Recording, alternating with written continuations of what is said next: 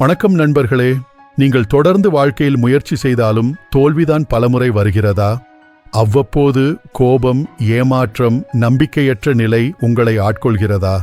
நான் எதற்காக இவ்வளவு பாடுபடுகிறேன் என்ற எண்ணம் மனதில் தோன்றுகிறதா? இதையெல்லாம் சந்திக்கிறீர்கள் என்றால் இதோ இந்த கதை நிச்சயமாக உங்களுக்கானதுதான். தோல்வி என்பது எப்போதும் முடிவல்ல, அது ஒரு தடையும் அல்ல. அது நம் வாழ்வில் ஒரு பாடமாகும். அதே நேரத்தில் வெற்றி என்பதும் ஒரு முடிவு அல்ல, அது நம் வாழ்க்கை பயணத்தின் ஒரு பகுதியாகும். இந்த கதையில் முயற்சியில் தோற்றாலும் மனம் உடைந்தாலும் எவ்வாறு மீண்டும் நம்மை நாமே ஊக்குவித்துக் கொள்ள வேண்டும் என்பதை உணரப்போகிறீர்கள். இது போன்ற சிறந்த கதைகளுக்கு இந்த சேனலை சப்ஸ்கிரைப் செய்து கொள்ளுங்கள். நம்மிடம் இருக்கும் பொருட்கள், திறமைகள், சந்தோஷங்கள் அனைத்தும் சில நேரங்களில் மிகவும் சிறியதாகவே தோன்றும். நாம் வைத்திருக்கும் அற்பமாக நினைக்கும் விஷயங்கள் கூட பிறரின் கனவுகளாக இருக்க முடியும். என்றாவது ஒரு நாள் அந்த வசதிகள் இல்லாதவர்களை பார்க்கும்போதுதான் நம்மிடம் இருப்பதன் அருமையை புரிந்து கொள்ள முடியும். நாம் பல நேரங்களில் நம்முடைய வாழ்க்கையை பார்த்து கொண்டு இந்த உலகத்தில் மிக கடுமையாகவும் துயரமாகவும் வாழ்கிறோம் என்று நினைப்போம். நம்மை விட மற்றவர்கள் எல்லோரும் சந்தோஷமாக சிரித்துக்கொண்டு பிரச்சனையற்ற வாழ்க்கை வாழ்கின்றார்கள் என்பது போல தோன்றும். அவர்களுடைய வாழ்க்கை அழகாகவும் இலகுவாகவும் இருப்பது போல் நாம் நினைத்து கொள்வோம். ஆனால் உண்மையில் நம்மை சுற்றியுள்ள பலர் நம்மை விட பெரும் சிரமங்களும் துயரங்களும் அனுபவித்துக் கொண்டிருப்பார்கள். அவர்கள் வெளிப்படையாக அதை வெளிக்காட்டவில்லை என்பதால் நமக்கு அவர்கள் வாழ்க்கை பிரச்சனையற்றது என்று தோன்றும். ஆனால் அவர்களின் உள்ளம் எவ்வளவு புண்பட்டிருக்கிறது என்பது நமக்கு தெரியாது. சரி, இப்போது கதைக்குள் செல்லலாம். ஒரு ஊரில் ஒரு விறகு வெட்டி வசித்தார். அவருடைய வாழ்க்கை மிகவும் கடினமானது. அன்றாடம் காட்டுக்குள் சென்று விறகுகளை வெட்டி அதை சந்தையில் விற்ற பணத்தில்தான் அவர் தனது குடும்பத்திற்கான அன்றைய இரவு உணவை ஏற்பாடு செய்வார். எதிர்கால சேமிப்போ கூடுதல் வசதிகளோ என்ற பேச்சுக்கே இடமில்லை. அவரோட வாழ்க்கை கையில் கிடைத்த சிறு சிறு பணத்தால் மட்டுமே நகர்ந்தது. அன்று காலை அவர் வழக்கம்போல காட்டுக்குள் சென்று கடுமையாக உழைத்தார். சூரியன் சுட்டெரித்துக் கொண்டிருந்தது. வியர்வை நதி போல் ஓடிக்கொண்டிருந்தது. வெட்டிய விறகுகளை சுமந்து கொண்டு நகரும்போது அவர் அணிந்திருந்த பழைய செருப்பு தாங்காமல் திடீரென பிளந்து தரையில் விழுந்தது. ஏற்கனவே பலமுறை ஒட்டி வைத்திருந்த செருப்பு அது. பிறகு அவர் காலில் முள் குத்தி பாதம் வலிக்கத் தொடங்கியது. அந்த விறகு வெட்டி பிளந்த செருப்பை மீண்டும் சரி செய்து பயன்படுத்த முயற்சி செய்தார். ஆனால் அது பலிக்கவில்லை. செருப்பு இப்போது முழுமையாக சிதைந்து விட்டது. எங்கும் தைப்பதற்கோ கட்டுவதற்கோ வழியில்லை. காலில் நிறைய முள்ளும் புகுந்திருந்தது. வலியையும் வேதனையையும் பொறுத்து கொண்டு நின்றார். இதை பார்த்து எதையும் செய்ய முடியாது என நம்பிய அவர் ஆத்திரத்தோடும் மனவேதனையோடும் அந்த செருப்பை தூக்கி எறிந்துவிட்டார். தன்னிடம் இருந்த ஒரே செருப்பை இழந்தார். காலில் இரத்தம் சிந்தினாலும் விறகுகளை சுமந்து கொண்டு நகர வேண்டிய கட்டாயம் அவருக்கு இருந்தது. இல்லையெனில் இரவு உணவுக்கே வழியிருக்காது. பிறகு வழக்கம் போல் அவர் தினசரி கடமையை தொடர்கிறார். விறகு வெட்டுவதற்காக காட்டுக்குள் செல்கிறார். ஆனால் காலில் செருப்பு இல்லாததால் நிலத்திலுள்ள முட்களும் கற்களும் கால்களை இரத்தம் வரும் வரை கிழிக்கின்றன. ஒவ்வொரு அடியிலும் காலில் பாயும் வலி அவரை தடுக்க முயன்றாலும் வாழ்க்கையின் கடின சூழ்நிலையை எதிர்த்து போராட வேண்டிய அவசியம் அவரை முன்னே தள்ளுகிறது. வலி, இரத்தம், இடையூறுகள் அனைத்தையும் மீறி வெறுங்கால்களோடு அவர் அன்று முழுவதும் விறகு வெட்டி அப்புறம் அதை சந்தையில் விற்று சிறிதளவாக கிடைக்கும் பணத்தை கைப்பற்றுகிறார். வீடு திரும்பும் வழியில் பக்கத்து கடையில் செருப்பு ஒன்றை வாங்கி கால்களுக்கு ஓரளவு நிம்மதி தர வேண்டும் என்பதுதான் அவரது இயக்கம்.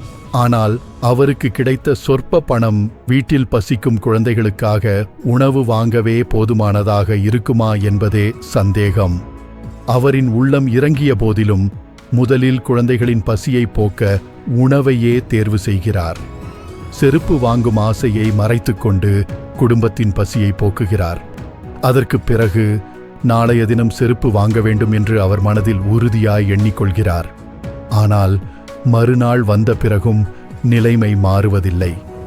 எப்போதும் போல பணம் உணவிற்கே போய்விடுகிறது. இப்படியே ஒரு நாள் 2 நாள் என்று நாட்கள் ஓடுகின்றன. வாரங்கள் கடந்து சென்றன. மாதங்களும் கடந்து செல்கின்றன. கால்கள் வலித்த போதும் வாழ்க்கையின் கடுமையை, வறுமையின் வலி புரிந்து மனதுக்குள் ஒரு நம்பிக்கை விதைத்துக் கொண்டு அவர் தன்னுடைய வாழ்க்கை போராட்டத்தை தொடர்ந்து கொண்டு செல்கிறார். அந்த விறகு வெட்டியின் கால்கள் முழுக்க முழுக்க முட்கள் பதிந்த காயங்களால் அழுக்கு படிந்திருந்தன. நிறைய இடங்களில் தோல் பிளந்துவிட்டது. சில இடங்களில் இரத்தம் உலர்ந்ததைப் போல கருத்து நிறம் மாறியிருந்தது. உண்மையிலேயே அவரது கால்களில் முட்கள் படாத இடமே இல்லை என்று சொல்லலாம். அவரது பாதம் வாழ்க்கையின் வலியைச் சொல்வது போலவே இருந்தது. ஒரு நாள் விறகு வெட்டிவிட்டு செல்லும்போது அவர் மனதிலும் ஒரு குழப்பம், ஒரு ரோஷம் கொதிக்கத் தொடங்கியது. எத்தனை நாள் இது போல வாழப்போகிறேன்? ஏன் என் வாழ்க்கை மட்டும் இப்படி போராட்டமாகவே இருக்கிறது? அப்போது அவருக்கு கடவுள் மீது கோபம் வருகிறது. நான் உன்னிடம் என்ன கேட்டேன்?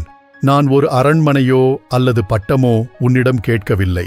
எனக்கு பெரிய ஆடம்பரமான எதுவும் தேவையில்லை. இப்போது இருக்கிற நிலையில் ஒரு செருப்பு வாங்குகிற அளவுக்கு எனக்கு கொஞ்சம் வருமானத்தை கொடு. அப்படியென்றால்தான் என்னால் அடுத்த நாள் வேலையை பார்க்க முடியும். நான் ஒரு நாள் வேலைக்கு போகாவிட்டாலும் என் குழந்தைகள் சாப்பாட்டுக்கு கஷ்டப்படுவார்கள் என்றுதானே நான் உன்னிடம் கேட்டேன் என்று அவர் கோபத்தில் புலம்பிக் கொண்டிருக்கிறார். பிறகு அந்த விறகு வெட்டி கண்ணீர் கலந்த கோபத்துடன், பதறிய மனதுடன் கோவிலை நோக்கி நடை போட்டார். அவருடைய கலங்கிய மனம் ஒரு முடிவுக்கு வந்தது. நம்முடைய மனத்தில் எதையாவது வைத்துக் கொண்டிருந்தால் அது வெடிக்கின்ற நெருப்பு மாதிரிதான். அதை கடவுளிடம் சென்று கொட்டிவிட முடியுமானால் ஏதாவது நிம்மதி கிடைக்கும். அந்த எண்ணத்தோடு கோவிலுக்குள் சென்று தன்னுடைய மனவலியையும் கோபத்தையும் இறைவனிடம் சொல்லிவிட்டு வரவேண்டும் என்ற எண்ணத்துடன் தோளில் விறகு கட்டோடு கோவிலின் நுழைவாயிலை அடைந்தார். ஆனால் அந்த நுழைவாயிலிலேயே அவருக்கு ஒரு பேரதிர்ச்சி காத்திருந்தது. அங்கு கோவில் வாசலில் அமர்ந்திருந்த ஒருவன் 2 கால்களும் இல்லாமல் தரையில் அமர்ந்து பிச்சை எடுத்துக் கொண்டிருந்தான். அவனது கண்களில் இருந்த பரிதாபம், முகத்தில் இருந்த அமைதியும் அதே நேரத்தில் ஏக்கமும் அந்த விறகு வெட்டியின் உள்ளத்தில் பெரிய தாக்கத்தை ஏற்படுத்தியது. அந்த ஒரு கணத்தில் அவர் நின்று குழம்பிக் கொண்டார். நான் என்ன செய்ய வந்திருக்கிறேன்? என் கால்களில் செருப்பு இல்லாததற்காக கடவுளிடம் கோபம் தெரிவிக்க வந்தேன். ஆனால் இவன் 2 கால்களும் இல்லாதவனாக இங்கே இருக்கிறான். அவனுக்கு இந்த கோவிலின் வாசலில் அமர்ந்து பிச்சை எடுத்தே ஆக வேண்டும் என்கிற நிலைமை. அந்த நொடியிலேயே அவருடைய கோபம், ஏமாற்றம் எல்லாம் அவர் மனதிற்குள் தணிந்தன. என்னிடம் ஒரு செருப்பு இல்லை என்று வருந்தி வந்தேன். ஆனால் என்னிடம் இருக்கும் கால்களே ஒரு பெரிய வரமென்று ஒருபோதும் யோசிக்கவே இல்லை. இந்த நிலையில் அடுத்த நாள் மீண்டும் அந்த விறகு வெட்டி வழக்கம் போல வேலைக்கு செல்கிறார். ஆனால் இப்போது அவருடைய கால்களில் குத்தும் முட்கள் அவருக்கு வலிக்கவே இல்லை. எப்படியும் சில நாட்களில் நான் இந்த கஷ்டத்தில் இருந்து மீண்டு விடுவேன். அதற்கான முயற்சியில் வலியோடு இருந்தாலும் சரி, தீவிரமாக முயற்சி செய்வேன் என்று அவர் தன்னுடைய வேலையை பார்த்து கொண்டே இருந்தார். அதுபோல்தான் நண்பர்களே, நம்மிடம் இருக்கும் ஒரு சிறிய பொருள் கூட வேறொரு நபருக்கு பெரிய ஆசையாக இருக்கலாம். நம்முடைய குறைகளை எண்ணிக்கொண்டு வருந்தும் போது நம்மிடம் இருப்பதையும் பெருமையாக எண்ண வேண்டும். ஏனெனில் அது எங்கோ ஒருவர் கண்களில் ஒரு கனவாக இருக்கலாம்.